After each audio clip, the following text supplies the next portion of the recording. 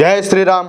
అందరికీ నమస్కారం. Welcome to news అఖండ. నేను మీ కస్తూరి శ్రీధర్. మిత్రులారా, తమిళనాడులో భారతీయ జనతా పార్టీ ఒక మాస్టర్ స్ట్రాటజీని అయితే అనుసరిస్తుంది. దీంతో మొదటిసారిగా ఈ స్టాలిన్లు అయితే భయం మొదలైంది. సరే, ఇంతకు ఏమి జరుగుతుంది ఏంది అనేది ఈ న్యూస్ ద్వారా చెప్పే ప్రయత్నం చేస్తా, ఓకేనా? 2020లో తమిళనాడులో జరిగినటువంటి అసెంబ్లీ ఎన్నికల్లో డిఎంకే కూటమి ఘన విజయం సాధించింది. దాదాపుగా 13 పార్టీలతో కూడినటువంటి తమిళనాడు డిఎంకే కూటమి 10 సంవత్సరాల తర్వాత ఘన విజయం సాధించి స్టాలిన్ తమిళనాడు ముఖ్యమంత్రి పీఠాన్ని అయితే అధిరోహించాడు. అర్థమవుతుందా? నిజానికి తమిళనాడు అసెంబ్లీ ఎన్నికలు జరిగి స్టాలిన్ ముఖ్యమంత్రిగా ప్రమాణ స్వీకారం చేసిన తర్వాత ఇక ముఖ్యమంత్రిగా స్టాలిన్కు అలాగే అతని పార్టీ అయినటువంటి డిఎంకే పార్టీకు తిరుగు ఉండదని చెప్పేసి అందరూ కూడా అనుకున్నారు. అందరితో పాటుగా స్టాలిన్ కూడా అదే అనుకున్నాడు. ఎందుకంటే మొన్నటి వరకు పోటీగా ఉన్నటువంటి జయలలిత గారు ఇప్పుడు లేరు.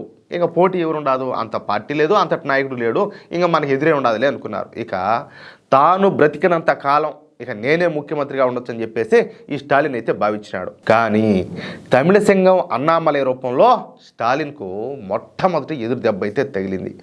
అత్యున్నత విద్యాధికుడు, అదేవిధంగా మాజీ ఐపీఎస్ అయినటువంటి అన్నామలై ముందు ఈ స్టాలిన్ ఏమాత్రం కూడా నిలబడలేకపోయినాడు. పైగా అన్నామలై గారు పూర్తి స్థాయిలో నిజాయితీపరుడు కావడంతో ఇక ఈ అవినీతిపరుడైనటువంటి స్టాలిన్కు చుక్కలు కనపడసాగినాయి. ప్రతిరోజు కూడా అన్నామలై ఏదో ఒక విషయంలో ప్రజల్లోకి పోయి స్టాలిన్ హవాను తగ్గించే ప్రయత్నం చేయసాగినాడు.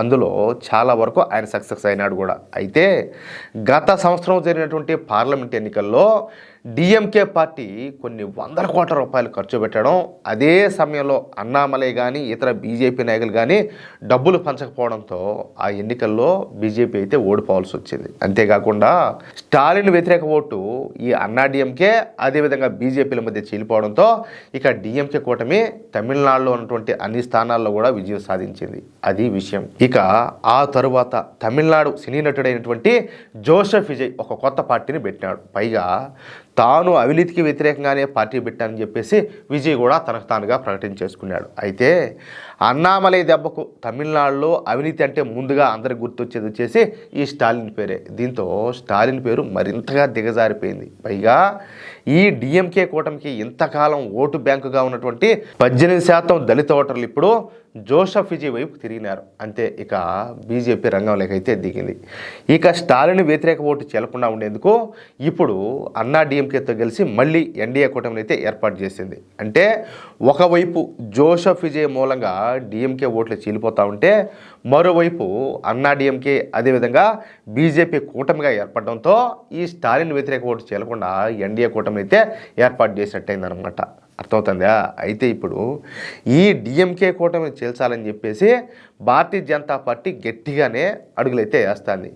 డిఎంకే నుంచి అలాగే కాంగ్రెస్ పార్టీను అలాగే కమ్యూనిస్టు పార్టీలను చీల్చడం ద్వారా డిఎంకే కూటమిని బలహీనపరచాలని చెప్పేసి బీజేపీ ఎత్తుగడగా ఉండాలి. ఇంతకు అది ఎలాగయ్యా అంటే డిఎంకే కూటమిలో కాంగ్రెస్ పార్టీ కమ్యూనిస్టు పార్టీలు కలిసి పోటీ చేసి తమిళనాడులో అధికారంలోకి వచ్చినప్పటికి కూడా ఈ స్టాలిన్ మాత్రం ఆ పార్టీలకు సంబంధించినటువంటి నాయకులను తన క్యాబినెట్లోకి అయితే తీసుకోవాలా, అంటే మంత్రివర్గంలోకి అయితే తీసుకోవాలా, అంటే ఆ పార్టీలో ఉన్నటువంటి ఏ ఒక్కరికి కూడా మంత్రి పదవులు అయితే ఇవ్వాల. అందుకే కాంగ్రెస్ అలాగే కమ్యూనిస్టు పార్టీలు ఈ స్టాలిన్ పైన అయితే విపరీతంగా కోపంతో రగిలిపోతున్నాయి. పైగా ఈ మధ్యన ఈ తమిళనాడు కాంగ్రెస్ టాప్ లీడర్ అయినటువంటి కామరాజ్ నాడార్ గురించి డిఎంకే పార్టీ నాయకులు తీవ్రమైనటువంటి విమర్శలన్నీ కూడా చేశారు. దీంతో ఈ విషయాలన్నింటినీ కూడా అస్త్రంగా చేసుకొని బీజేపీ ఇప్పుడు ముందుకు పోతుంది.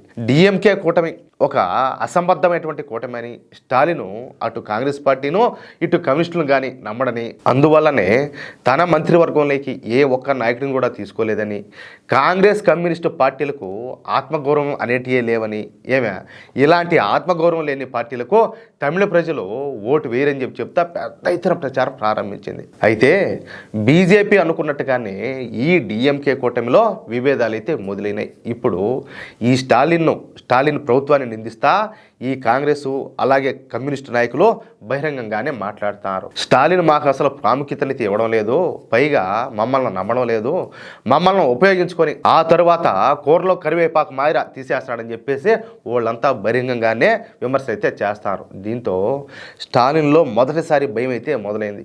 ఇప్పటికే అవినీతి విమర్శలతో పీకల్లోతు కష్టాలతో మునిగిపోయినటువంటి స్టాలిన్కి ఇప్పుడు మిత్రపక్షాలు కూడా ఎదురు తిరుగుతూ ఉండడంతో మొట్టమొదటిసారిగా స్టాలిన్లో భయం అయితే మొదలైంది. అందువల్లనే ఈ మధ్య కాలంలో స్టాలిన్ లేస్తే ఈ అన్నాడీఎంకే బీజేపీ కూటమి గురించి మాట్లాడతా నిగ్రహం కోల్పోతాడు. ఎందుకంటే ఈ కోపం ఎవరి మీద తీర్చుకోవాలో అర్థం కావడంలే. ఒక పక్కనేమో డ్యామేజ్ జరిగిపోతా ఉండే, ఇంకేం చేస్తాడో ఏది పడితే అది మాట్లాడతా ప్రజల్లో చులకనైపోతాడు. ఇక ఏం జరుగుతుందో కాలమే నిర్ణయిస్తుంది. మొత్తానికైతే అన్నాడీఎంకే పార్టీ, భారతీయ జనతా పార్టీ కలిసి తమిళనాడులో అయితే బలంగా అడుగులేస్తున్నాయి. ఆ అడుగుల కింద ఈ డిఎంకే పార్టీ అయితే నలిగిపోక తప్పదు. అది మాత్రం ఖచ్చితంగా స్పష్టంగా జరిగేది తీరుతుంది.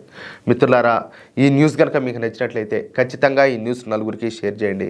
అదేవిధంగా ప్రతి ఒక్కరు కూడా మీ యొక్క అమూల్యమైనటువంటి అభిప్రాయాలను కామెంట్ రూపంలో తెలియజేయండి. ఇంకో విషయం ఏంటంటే, ఇంతవరకు మీరు కనుక మన ఛానల్ను సబ్స్క్రైబ్ చేసుకున్నట్లయితే ప్రతి ఒక్కరు కూడా మన ఛానల్ను సబ్స్క్రైబ్ చేసుకోండి, సపోర్ట్ చేయండి ప్లీజ్. జై శ్రీరామ్, జై హింద్.